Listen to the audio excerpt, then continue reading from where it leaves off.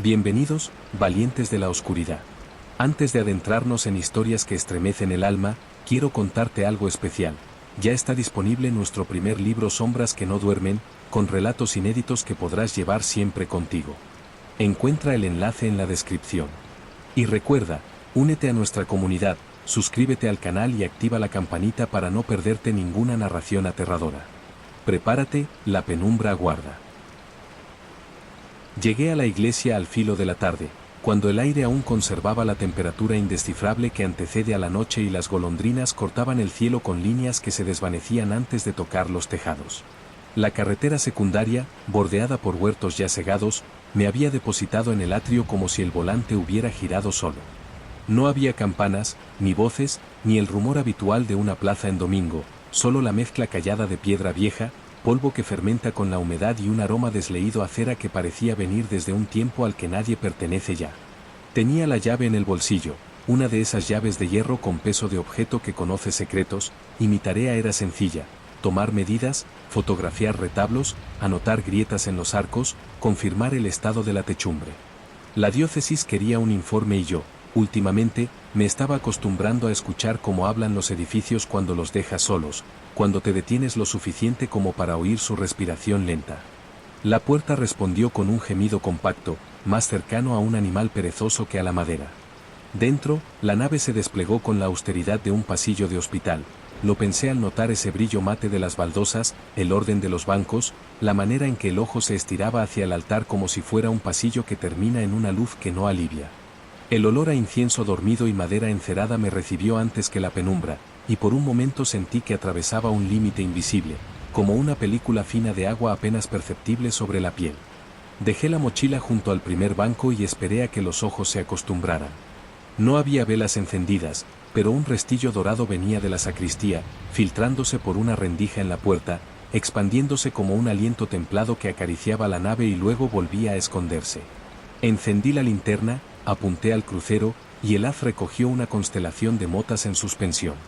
El polvo parecía responder con entusiasmo, como si hubiera aguardado una invitación para bailar. A cada paso, el suelo transmitía una vibración contenida, la madera de los bancos crujía con una sequedad de rama, la piedra exhalaba una frescura húmeda que ascendía desde el subsuelo. Anoté mentalmente la sensación: humedad capilar ascendente, posible infiltración en el muro norte. Saqué el cuaderno y escribí, aunque mis dedos preferían quedarse quietos y escuchar.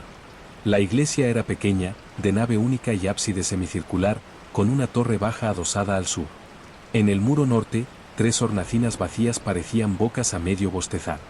En el muro sur, el sol de la tarde entraba por una ventana estrecha y proyectaba una banda oblicua sobre los bancos, como si hubiera quedado olvidada una pieza del día en una sala de espera. Las paredes estaban encaladas, pero bajo la piel blanquecina asomaban vetas antiguas, como si la iglesia llevara bajo la ropa cicatrices que ya nadie recordaba. Fui hasta el primer confesonario. Olía a cuero reseco y a polvo reposado. Deslicé la mano por el borde, y el tacto me devolvió un tacto, una aspereza suave, un rastro de grasa humana que se había quedado atrapada durante décadas. Sentí la tentación de apoyar la oreja contra la madera, pero la contuve. Era demasiado pronto para ese tipo de intimidad. Fotografié los detalles: la moldura roída en la cornisa del retablo mayor, el candelero con la base deformada, los rosetones que parecían ojos opacos. En la sacristía, el aire era distinto, más cálido, saturado por una mezcla de colonia antigua y lino almacenado. Abrí un armario. Los ornamentos, envueltos en papel de seda, exhalaron un olor dulce. La tela conservaba esa electricidad estática mínima que deja la plancha al guardar algo con prisa. Toqué un estolón y se me pegó al dedo una hilacha que llevaba la textura cansada del domingo después de misa. En una caja encontré llaves más pequeñas, cada una etiquetada con caligrafía inclinada que se deshacía en el borde de las letras. Las dejé tal cual. En el suelo había una loseta distinta, más nueva, o quizá más cuidada. El color, vencedor en su modestia, delataba algo debajo. Me agaché y pasé la mano por el borde. No estaba suelta, respiraba con el resto del pavimento, como una vértebra bien encajada. Al incorporarme, noté algo sutilmente frío en el esternón, un hilo delgado de frescor que ascendía hacia el cuello. Era el tipo de sensación que no advierte peligro, pero que insiste con la regularidad de un grifo que gotea. Lo anoté. Cuando regreso a los informes, siempre me arrepiento de no escribir lo que el cuerpo percibe, porque luego no sé qué explicación dar a ciertos datos que aparecen sin que los haya buscado. Volví a la nave y me senté en el tercer banco, el que cruje menos según la invisibilidad del hábito. Apoyé el cuaderno en las rodillas y me quedé quieto. La luz oblicua se había desplazado como un animal que se sacude el sueño y cambia de postura. La banda luminosa ahora cortaba el pasillo central, intersectando con el polvo que aún jugaba a ser visible. Un olor muy leve a cera derretida avanzó desde el altar, aunque yo no había encendido nada. Pensé en tubos de luz viejos, pero no había electricidad. Aspiré más fuerte y encontré, alojado en una capa más profunda, un rastro acuoso, mineral, de piedra reciente. La iglesia, con su aire de lugar que ya no recibe multitudes, no estaba vacía. No lo digo por presencias impalpables, ni por la memoria de quien rezó aquí, hablo de algo más prosaico y a la vez más inquietante. El edificio estaba activo, en funcionamiento, cumpliendo su tarea de contener, de sostener, de respirar, aunque el calendario no lo invocara. Saqué la cinta métrica. La altura de la nave, desde el suelo hasta la clave del arco, arrojó un número que comprobé 2 veces, no por desconfiar de la herramienta, sino porque el número me parecía menos importante que el gesto en sí. Extender la cinta hacia arriba, verla tensarse y sentirse pequeña ante aquello que se alzaba sin esfuerzo. El frío en el esternón regresó, esta vez acompañado por un cosquilleo leve en las encías, como cuando se anticipa un preludio metálico antes de un desvanecimiento. Tomé un caramelo del bolsillo, uno de esos duros que se guardan para evitar el mareo, y lo dejé disolverse despacio. El sabor rompió la cautela y me trajo la lengua al presente. Al cerrar el cuaderno, escuché la primera señal, aunque no lo supe entonces. Un roce, apenas un pliegue en el silencio, no detrás ni encima, sino dentro, como si se hubiera movido una cantidad exacta de aire en un espacio pequeño y luego todo hubiera vuelto a su sitio con una educación impecable. Miré hacia las hornacinas vacías por pura lógica, nada. A veces, cuando uno espera que el mundo se porte como un edificio, la realidad se adelanta y se comporta como un cuerpo vivo con buen pulso. Seguí con las fotos. La pared norte mostraba una fisura en diagonal, más estética que preocupante, pero al examinarla con la linterna aprecié cristales microscópicos incrustados, como si del yeso asomara el recuerdo del lecho rocoso. Toqué. Era rugoso, frío con una temperatura que no se deja capturar por el termómetro de la mano. Una partícula se soltó y se me quedó bajo la uña, áspera como un grano de sal. La dejé ahí, sin saber que después apreciaría tenerla como testigo mudo. Me acerqué al altar. Las escaleras que lo separaban de la nave tenían un brillo desigual, donde el roce de los pies había dibujado un camino más mate. Imaginé la sed acumulada del que sube, la respiración contenida de quien baja. La frontal del altar, de madera dorada, presentaba pequeñas quemaduras circulares, como lunares que el tiempo le regala a la piel. El mantel, bordado con motivos vegetales, olía a laca antigua y al sol de muchos secados. A la derecha, una puerta baja, casi tímida, se abría hacia una escalera que conducía a la torre. El instinto profesional me llevó hacia allí, pero el cuerpo, sabio como a veces es, se negó con una resistencia tenue. El caramelo había dejado una película de dulzor en la lengua y de pronto, me pareció entender que si subía ahora no tendría ganas de bajar. No porque arriba guardara algo extraordinario, sino porque el aire de la escalera portaría consigo una densidad de polvo que iba a quedarse a vivir en mis pulmones durante horas. No tenía prisa. Apunté, inspeccionar torre al final. Fui, en cambio, a la pila bautismal. La piedra tenía esa rugosidad de objeto útil que ha tocado agua demasiados años. Pasé la mano por el borde y sentí el limado indeciso de las pequeñas erosiones. El interior estaba seco, pero en la base, justo donde la cuenca se une al pedestal, un hilo finísimo de humedad dibujaba una línea oscura. Olía apenas a agua vieja, a vaso que ha guardado flores demasiado tiempo. De pronto, un golpe blando en la nuca me hizo girar, no había nada. No un ruido, una sensación táctil, como una burbuja fría reventando contra la piel. Me froté sin moverme del sitio. La luz oblicua había disminuido, el día estaba inclinándose hacia una zona sin colores. El silencio había cambiado de grano. Anoté, porque no sabía qué más hacer con esa información. En la sacristía, otra vez, el armario respiraba su colonia dulce. Moví ligeramente las perchas, sonaron como un carrillón desafinado. En el cajón inferior encontré un cuaderno forrado de hule gris. Al abrirlo, las hojas mostraron listas de nombres con fechas, como inventarios de presencias y ausencias. La caligrafía oscilaba entre décadas, algunas letras se afilaban, otras redondeaban su barriga sin pudor. Lo cerré con cuidado y lo devolví a su casa. No tenía permiso para leer nada que no fueran grietas y medidas. Volví a la nave y la temperatura había bajado sin violencia. El aire tenía una aspereza nueva, no tanto fría como inclemente, de esas que despejan la frente desde dentro. Me senté otra vez, esta vez más cerca del pasillo lateral, frente a una pintura de un santo que alguien había restaurado sin urgencia ni presupuesto. El barniz brillaba en lugares que no deberían brillar, el rostro tenía una serenidad de muñeco, y aún así, había en el conjunto una dignidad que no pedía nada. El olor a cera se intensificó por un segundo, no en oleadas, sino como un acercamiento que no termina de darse. Noté en los dedos una película tenue, como si hubiera tocado algo grasiento invisible. Me limpié con el pañuelo sin resultado, la sensación persistió, ligera, como una presencia en la piel. Algunos edificios, pensé, se adhieren sin usar las manos. Cuando la noche asomó por las rendijas y la banda de luz oblicua desapareció del todo, encendí una vela. La llama tardó en agarrar, luego se estabilizó con una quietud que parecía ensayada. La deposité en el primer candelabro del lateral. La gota de cera se deslizó con la determinación minúscula de los ríos que no conocen mapas. Me quedé de pie, escuchando.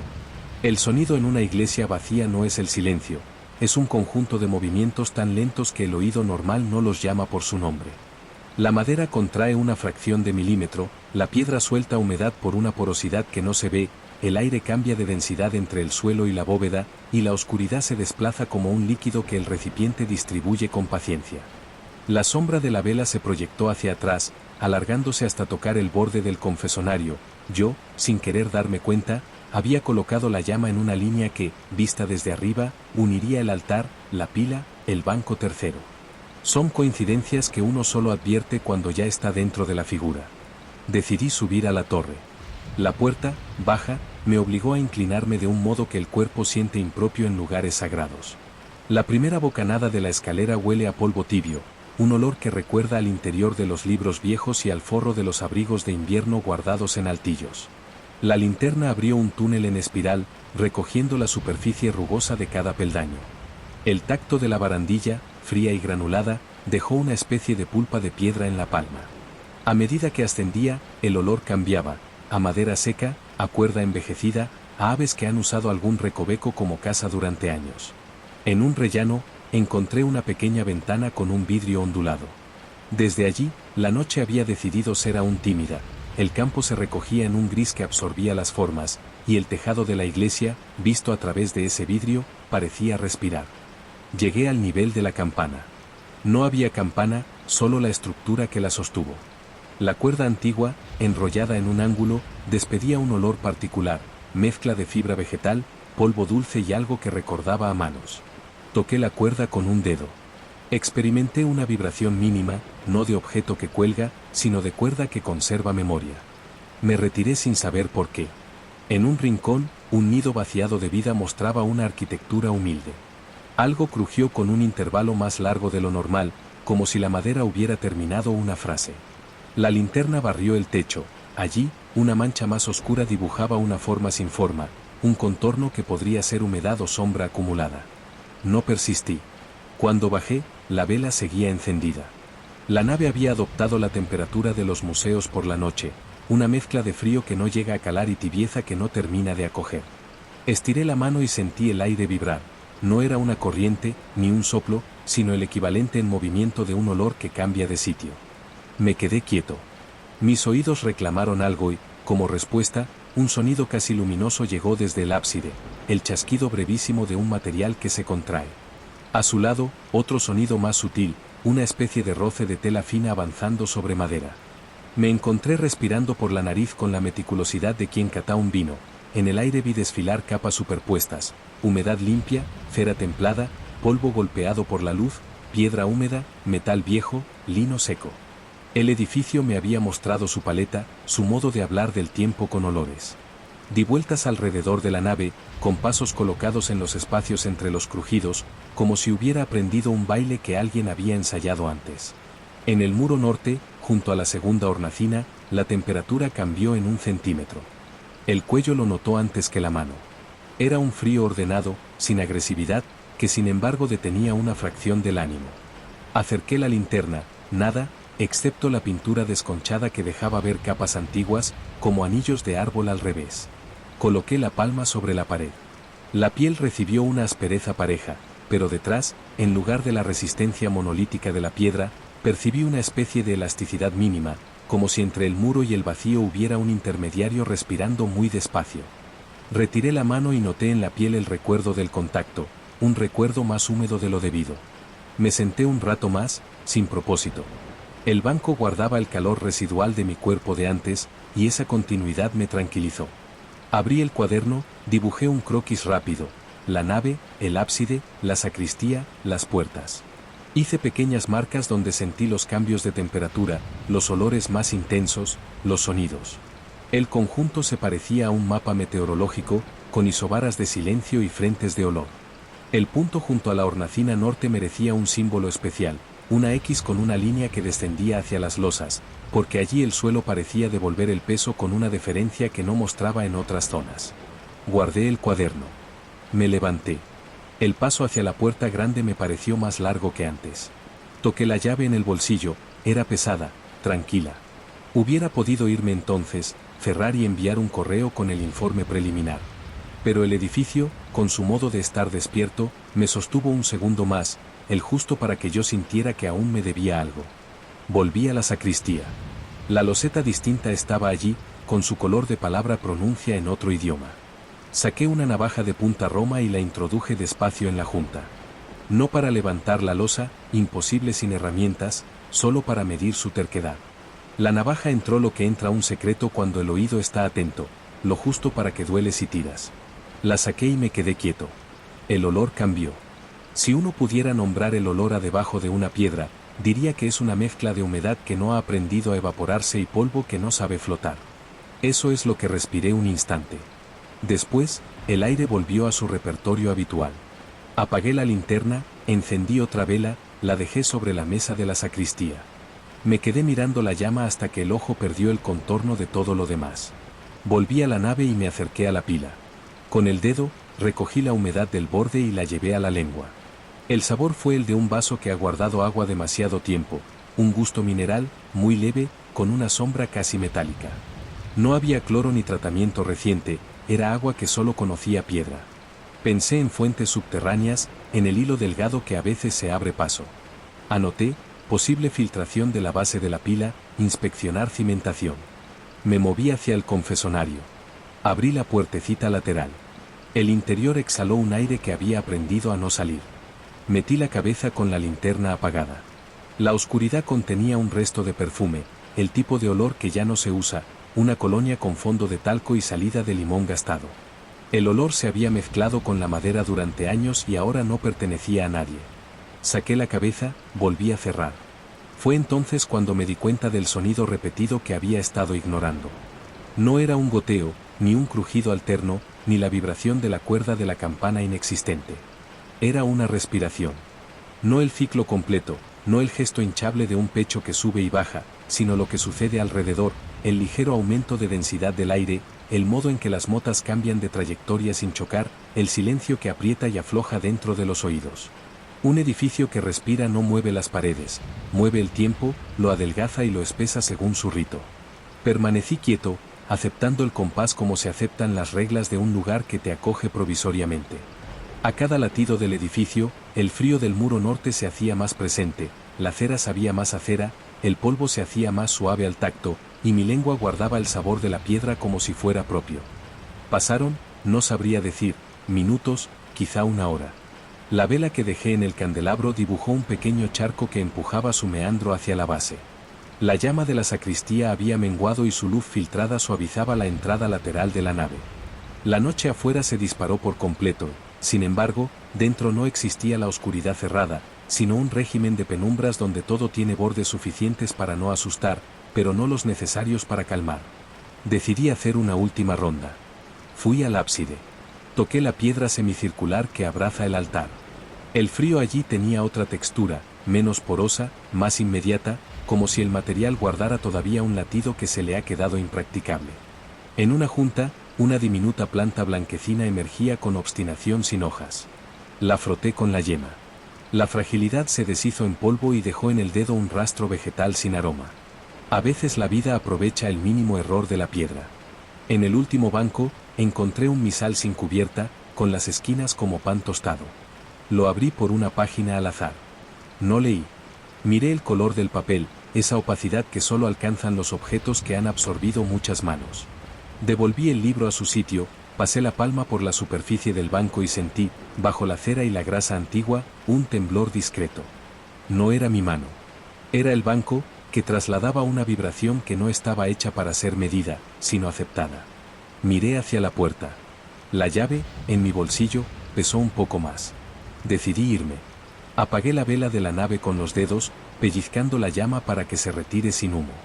En la sacristía, soplé apenas, la llama dudó, intercambió su luz por una brasa que murió en silencio. La puerta principal me saludó con el mismo gemido con que me recibió. Afuera, el campo ya no dibujaba contornos. Olía a tierra que se enfría y a madera cortada en algún lugar lejano. Cerré con la llave y sentí en la mano una vibración residual que atribuí a mi propio pulso. Caminé hacia el coche. La grava hizo su ruido leve. Metí la mochila en el asiento. Me senté. No arranqué. Tenía una sensación en el paladar, un resto de agua vieja, y en la nuca, el recuerdo de una burbuja fría. El cuerpo, con su diplomacia, llevaba una contabilidad que yo no había pedido. Volví a abrir la puerta. Regresé al atrio. Apoyé la frente en la madera, no para oír, sino para dar y recibir temperatura. La puerta estaba fría, con un frío que no irrita. Cerré los ojos. No escuché nada nuevo. Pero el aire en el atrio se volvió más denso, como si una gota grande de noche hubiera caído sobre el porche y quedara un momento allí antes de deslizarse. Me separé. Guardé la llave en el bolsillo y me la llevé conmigo, con la promesa de regresar al día siguiente para tomar medidas más exactas, fotografiar la torre, levantar alguna losa si autorizaban la catá. Conduje despacio, sin música, con la ventana un poco abierta para que el olor a piedra se diluyera entre olores más triviales, tierra húmeda, gasóleo, hierba aplastada. Dormí mal. Soñé sin imágenes, con texturas, paredes porosas que rechazaban mis dedos, cuerda que me raspaba la palma sin causarme daño, una losa con borde perfecto que no quería levantarse. Al despertar, la lengua aún conocía el sabor de un agua sin origen. El caramelo que había chupado la tarde anterior había dejado su azúcar instalado en un lugar que no logré ubicar. Bebí un café y su amargor no sirvió de contrapeso. En el espejo del baño, noté una leve palidez alrededor de las encías, como si hubiera estado respirando por la boca toda la noche. Me enjuagué. Noté más fresco. Tenía el impulso de volver a la iglesia antes de que el sol se decidiera. Regresé. La mañana aún no había tomado posesión de las sombras y el aire tenía la firmeza de los cristales. Abrí la puerta. El gemido me pareció diferente, no más fuerte, pero sí más contiguo a mí. Dentro, la nave olía a noche retirada, a piedra que ha descansado. Me acerqué a la sacristía. La losa distinta seguía siéndolo, pero el borde mostraba una línea de humedad que antes no estaba. Pasé la yema, me devolvió un agua fría con un tacto casi aceitoso, como si hubiera adoptado un componente que la hacía resbalar. No había rastro de barro. Al mirarla de cerca, la línea brilló con un reflejo que no pertenecía a esta luz. Decidí, sin entusiasmarme, que no insistiría. En el muro norte, junto a la hornacina, la temperatura era unos grados inferior a la general. Coloqué allí la palma, sin presionar. Percibí, detrás de la piedra, algo más que vacío, un espacio mínimo donde el aire estaba más quieto que en el resto del mundo. Sentí, también, una vibración de baja frecuencia que no era sonido, sino comparación, la constatación de que todo lo demás en la nave vibraba de un modo que ese punto se negaba a compartir. Pasé el resto de la mañana haciendo lo que debía. Medí con celo, anoté con letra clara, fotografié ángulos y detalles que alguna vez justificarían un presupuesto. El sol entró por la ventana estrecha con menos intención que la tarde anterior y depositó su oblicuidad en el suelo como quien deja una nota breve. La iglesia, durante esas horas, se comportó como un edificio que acepta ser medido. Las sensaciones no desaparecieron, pero se ordenaron en segundo plano, como trabajadores que se retiran para dejar pasar al inspector. A mediodía cerré, con el gemido de siempre, y me permití un suspiro de trabajo cumplido. A la hora de la siesta, el teléfono vibró con un número desconocido. La voz al otro lado, cansada y cortés, pertenecía a un hombre que se presentó como el sacristán que ya no ejerce. Dijo, sin adornos, que el párroco anterior había muerto hacía años, que no quedaba quien abriera, que la llave que yo tenía sería una copia de las copias. Añadió, como quien modula un dato inútil, que en el muro norte, donde yo había dibujado la 10ª, había antiguamente un arcosolio. No sabía si lo habían tapiado antes o después de una restauración de los 70. Colgué, agradecido. Me quedé con la palabra arcosolio en la boca, probando su textura. Encendí un cigarro sin ganas, recordé que ya casi no fumaba, lo apagué. El aire del piso olía a detergente y a fruta madura, como un retiro de todo lo que no es piedra. Esa noche, volví. No lo conté a nadie. En el camino, el campo exhalaba un olor más denso, a tierra caliente que se enfría demasiado deprisa. Entré con cuidado, como si mi paso tuviera peso moral. No encendí velas. La luz de la linterna fue suficiente para orientarme. Fui directamente al muro norte. Apoyé la oreja, no para escuchar, sino para sentir cómo vibra la piedra cuando se le presta el rostro. Percibí un eco sordo, con un retraso imperceptible respecto de mi propia respiración. Retiré la cara y dejé la palma. El frío era una capa homogénea. Deslicé la mano hacia el suelo. Justo a la altura de la base, el frío se agudizó. En el barro de la junta, una línea oscura se había vuelto trama. Introduje la uña. Salió húmeda. La llevé a la nariz. Olía a agua guardada, a piedra que cede de vez en cuando. No tenía hedor. No era repugnante. Era antigua. Entonces ocurrió un detalle que apenas merecería ser escrito si no fuera porque la suma de esos detalles traza un dibujo. La linterna, saturada de su propio calor, dejó de iluminar con la misma insistencia, como si el cono de luz se hubiera llenado de micras de aire sólido. La sombra de mi mano sobre la pared se hizo más nítida. El silencio ganó un peldaño. No un silencio hacia adentro, sino un silencio que llega de fuera y cubre como una manta bien colocada. El cuerpo, que no entiende de arcosolios ni de juntas, entendió otra cosa, que mi presencia había sido aceptada de un modo que no sabría describir con otra palabra que no fuera toma. Como cuando el mar decide no devolverte una ola. No tuve miedo. Sé que esto suena a coartada. No era valor, era una neutralidad que me invadió con la eficacia de los anestésicos. Me senté en el suelo, apoyado en la pared, y respiré el aire que el edificio enviaba. Noté cómo el olor a cera se retiraba hacia el altar, como la piedra del ábside se volvía un grado más compacta, como la cuerda inexistente de la campana sonaba sin sonido. El banco tercero, aunque lejos, me transmitió su crujido en forma de recuerdo táctil. El cuerpo aprendió el compás de la nave. La lengua, pasado un minuto, dejó de saber a agua vieja. La fría burbuja de la nuca se deslizó hasta el hombro y allí se quedó, como una mano sin peso. No sé cuánto tiempo estuve así. Sé que, al levantarme, las piernas se quejaron con la pereza de quien ha sido bien recibido. Me acerqué al altar. Encendí una vela, no para ver, sino para poner una cifra a mi estar.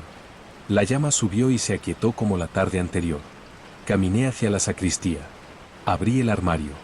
Los ornamentos olían igual que siempre, pero debajo, en la madera, había un matiz nuevo, el olor de algo que ha sido movido 1 centímetro.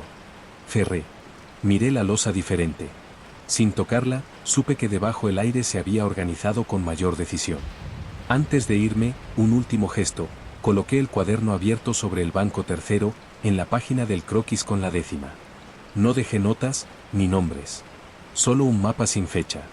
Cerré la puerta con el gemido que ya sonaba familiar. Afuera, el frío llegaba con zapatos de goma, silencioso, firme. El coche olía a tela, a plástico y a mí.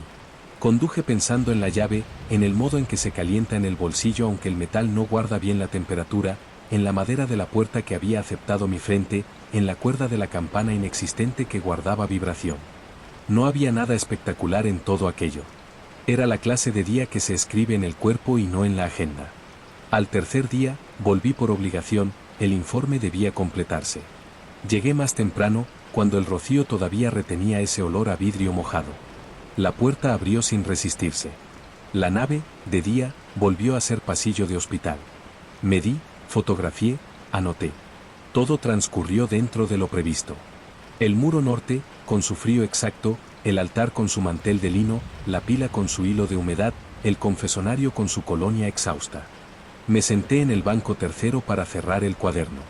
Entonces vi que el croquis que había dejado abierto la noche anterior, cosa imposible, porque lo había guardado, estaba dibujado en una hoja siguiente, con la décima un poco más abajo. La letra era la mía, pero algo en el trazo mostraba una firmeza que yo no suelo tener. Las marcas de temperatura, idénticas. La línea que dibujaba la corriente de olor a cera, ligeramente desplazada hacia la derecha. No me asusté. No pensé en manos ajenas. Pensé en lo que piensa uno cuando un edificio respira, que hay cosas que se completan con solo estar dentro. Salí de la iglesia con la extraña impresión de haber sido útil. En el camino de vuelta, el olor a piedra me acompañó menos, como si ahora perteneciera más a su sitio que a mí. Redacté el informe en casa, con precisión y escasez de adjetivos. Señalé la humedad del muro norte, el posible arcosolio, la filtración en la base de la pila, la necesidad de revisar la torre para una futura instalación que no dañara la estructura. Entregué el documento. Me olvidé. O creí que me olvidaba. Los días siguientes arrastraron rutinas leves, café con sabor a tazas repetidas, calles con su ruido medido, manos que parecen buscar otras texturas y no se atreven. Una semana después, soñé con una iglesia que no era esa y que, sin embargo, era. En el sueño, no había bancos, ni altar, ni sacristía. Solo paredes respirando. El aire, con sus capas, se movía con la cadencia de un pecho que no me pertenecía. Al despertar, la lengua volvió a saber a agua alojada en piedra. Fui al baño, abrí el grifo, dejé correr el agua hasta que el olor a metal se fue. Bebí. La sensación no se fue. Salí a la calle. En la esquina, el olor de una panadería se mezcló con el de una obra reciente. La mezcla me calmó. Caminé un rato, escuchando mis pasos como si fueran de otro. Me pedían que visitara otra iglesia, en otro pueblo. Acepté. El trabajo me había enseñado que cada edificio tiene su modo de pedir ser mirado. Viajé. Abrí otra puerta. Olí otra piedra. Toqué otra cuerda. Esa iglesia no respiraba igual. Su silencio era de los que se acumulan, no de los que se mueven. Hice el trabajo. Me fui. Esa noche, la lengua estaba limpia. Dormí sin texturas. Pasaron meses. Un día cualquiera, volví a la primera iglesia, ya sin informe que entregar, sin llave esta vez, la copia había sido devuelta. La puerta estaba abierta. Adentro, el aire tenía la densidad de antes y un matiz distinto, como cuando una habitación ha sido ventilada de un modo que no coincide con la meteorología. Me senté en el banco tercero. El crujido fue nuevo. En el muro norte, la temperatura seguía exacta. La losa de la sacristía tenía ahora un borde más seco. El altar, el mismo mantel, la pila, más limpia. Al salir, en la tablilla de anuncios, alguien había colgado una hoja con nombres y fechas antiguas copiadas, la caligrafía inclinada. La tinta, fresca. Un detalle sin autor. Esa noche, en casa, sentí que el edificio había aprendido algo de mí, o quizá yo había aprendido algo de él. No era misticismo. Era técnica. Era respirar a su ritmo sin alterar el mío. Era oler sin buscar símbolos. Era aceptar la temperatura como un idioma sencillo. Era entender que la iglesia no guarda solo plegarias, ni siquiera recuerdos, guarda una forma de estar que se contagia si uno se queda el tiempo suficiente. Y el tiempo suficiente no se mide en horas. Hoy, mientras escribo esto en un cuaderno que no es el de trabajo, noto en las manos la película tenue de cera que no se quita con agua caliente. En el paladar, una traza mineral, suave como la comprensión. En la nuca, una burbuja fría sin intención de irse. En la memoria, la certeza de que el edificio, en algún lugar, sigue respirando, ajustando sus penumbras, desplazando sus silencios un centímetro, convocando sus olores a la hora exacta. No tengo miedo. Tampoco tengo prisa. No toco puertas con la frente si no es necesario. Cargo conmigo la llave imaginaria, el peso exacto de un metal que no corta, y el conocimiento de que la décima del muro norte se mueve 1 milímetro cada vez que no miro. No volveré a esa iglesia mañana ni el mes que viene. No hace falta. He empezado a notar, en las habitaciones donde vivo, en los pasillos por los que paso, en las escaleras que no conducen a campanas, el mismo compás de respiración. He aprendido a apagar una luz con los dedos sin buscar el interruptor, a reconocer una grieta por su aroma, a distinguir el polvo alegre del polvo cansado. Cierro los ojos y el edificio se forma, no como recuerdo, sino como presencia que ocupa la porción de aire que le corresponde en mi casa. Es lo que me traje de allí. No un secreto, no una historia con principio y desenlace, sino una manera de que el lugar exista también donde yo respiro. Al final, no hay final. La inquietud no aparece como un golpe intencionado, sino como una modificación mínima del mundo habitual. En mi mesa, esta noche, las migas del pan han trazado un semicírculo perfecto junto al plato, un ábside insignificante. La humedad de un vaso ha dejado un aro en el mantel con la precisión de una pila bautismal. En la pared, la sombra de la lámpara dibuja un arco que no estaba. El aire, cuando aspiro, llega con un ligero retraso, como si viniera desde una nave que no es la mía.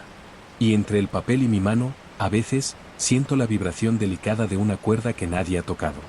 No hace falta que suene. Sé que guarda memoria. Sé que en algún sitio, bajo una losa que no he de levantar, la piedra y el aire se ajustan con una paciencia que no pertenece al calendario, y que cuando entre en un cuarto oscuro y deje una vela sobre la mesa, la llama me reconocerá como se reconoce a quien ha aprendido a respirar con el lugar.